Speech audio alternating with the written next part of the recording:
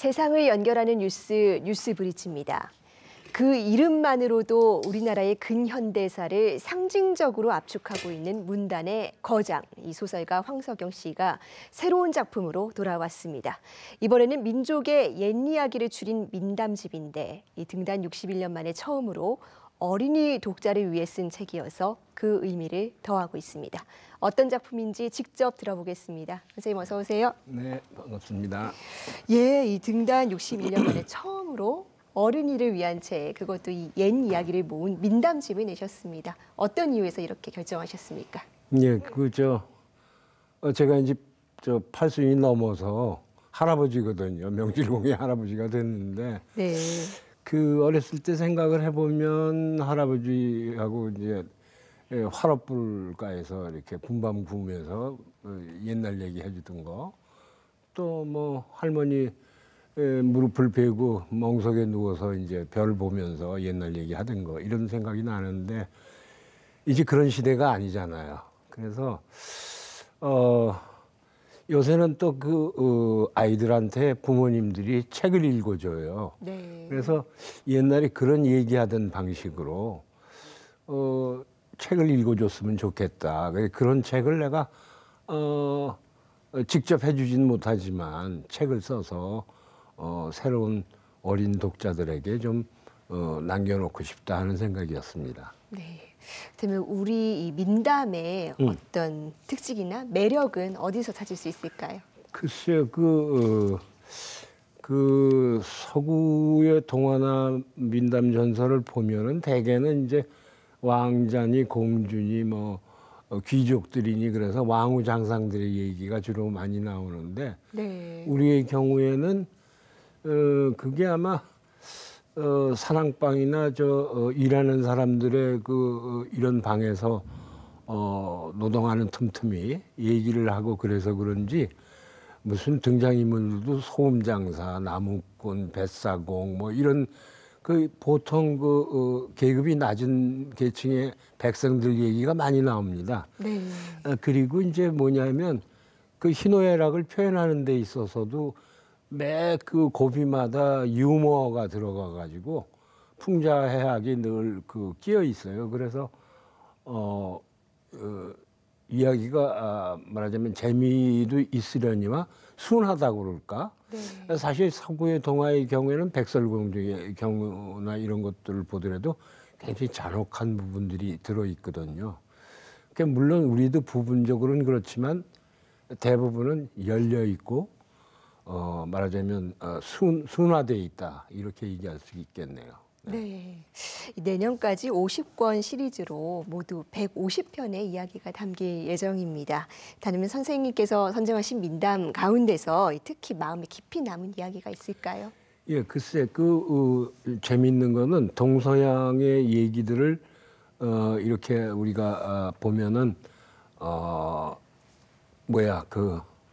공통되는 점이 많아요. 가령 콩쥐와 팥쥐 아니면 신데렐라라든가 네. 이런 게 있는데 일례를 들면 식민지 시대, 일제강점기 시대에 방정환 선생이 이제 어린이 운동을 하면서 사랑의 선물이라는 동화책을 내는데 거기에 보면 요술왕 아라는 동화가 나와요. 그 각 나라의 동화들을 소개한 건데 그게 아마 프랑스 동화로 나와 있지만 사실은 근원은 레바논 동화라고 돼 있는데, 네. 예, 그런데 우리나라에는 바로 그 비슷한 줄거리를 가진 그 동화가 양주 지역하고 이제 강원도 지역 거기에 이렇게 두 종류가 나와 있습니다. 그게 이제 지화마왕과 한량이라는 그런 동화인데, 그래서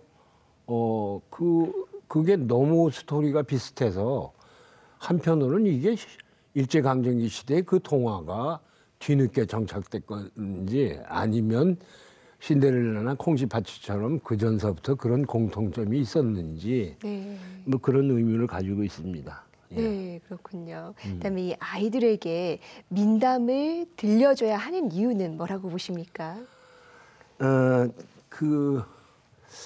글쎄요, 언제부턴가 어린이 책이나 이제 어린이 출판계를 보면은 대개 이제 5, 6세에서 이렇게 뭐 학령이 되기 전에 제일 먼저 접근이 되는 책들이 그리스 로마 신화가 네. 주로 많고, 그 다음에 좀 학교에 들어가고 나면 뭐 안델센이라든가 끄림이라든가 이런 그 서구 동화 위주로 돼 있거든요. 게다가 이제 그 수많은 그 디즈니 콘텐츠들. 네. 그래서 좀 아쉬운 게 우리는 체계적으로 이렇게 좀 이렇게 좀 모아놓은 우리식의 민담이나 동화가 있었으면 좋겠다는 생각을 했어요. 물론 산발적으로는 이렇게 뭐 각 출판사마다 몇 권씩은 나와 있는데 이걸 좀 이렇게 집대성해서 모아볼까 하는 생각이 있었습니다. 그래서 이번 기회에 하게 된 거죠. 네. 한 인터뷰에서 이 민담이 K 콘텐츠의 근원이다 이런 말씀도 하셨어요. 이건 어떤 의미입니까? 예, 글쎄 뭐 이건 뭐 상식이기도 하고 네. 하도 오래전에 나와서 회자된 말이라 이제 뭐 좀 상투적인 얘기이기도 한데 뭐 가장 한국적인 것이 세계적인 것이다 이런 얘기가 있잖아요. 근데 그게 뭐 거의 상식이 되어 있는 게 말하자면 우리가 세계에 나가서 남들하고 만나고 그랬을 때 자기 것을 알아야 되거든요. 자기 것을 사랑할 줄 알아야 남의 것도 사랑하고 이러는데 그래서 정체성을 가져야 되는데 그러니까 자기 나름의 자기 방식의 스토리텔링 하는 방식 말하자면 세계 보편적 현실을 가지고 자기의 표현 방식으로 이렇게 이야기하기 하는 게 굉장히 중요하다고 생각을 하죠. 요새 뭐 한류라고 그래서 한참 이제 회자되고 있는 우리 뭐 드라마라든가 뭐 여러 가지 콘텐츠들이 있는데 이것도 아마 그런 비슷한 그런 개념을 가지고 있다고 저는 생각을 합니다. 그런 의미에서 민담이 K 콘텐츠의 근원이다. 우리식 스토리텔링의 근원이다. 이런 얘기를 하고 싶은 거죠. 네, 그래서일까요? 이 민담들이 책만이 아니라 앞으로 또 다양한 콘텐츠로 제작될 예정이라고 들었습니다.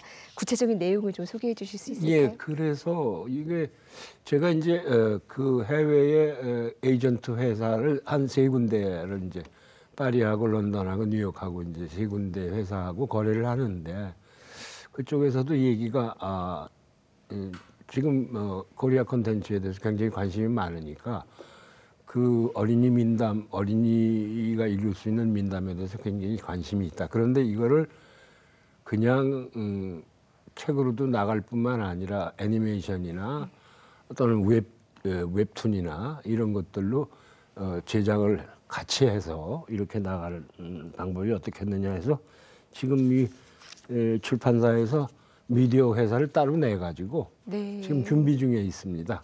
네, 그렇군요. 이 디지털 시대에 더 반짝반짝 빛나는 이 옛 이야기의 힘을 통해서 어린이 독자들이 더 풍성한 즐거움을 느끼게 되기를 바라겠습니다. 선생님 오늘 말씀 고맙습니다. 여기까지 듣겠습니다. 네. 감사합니다.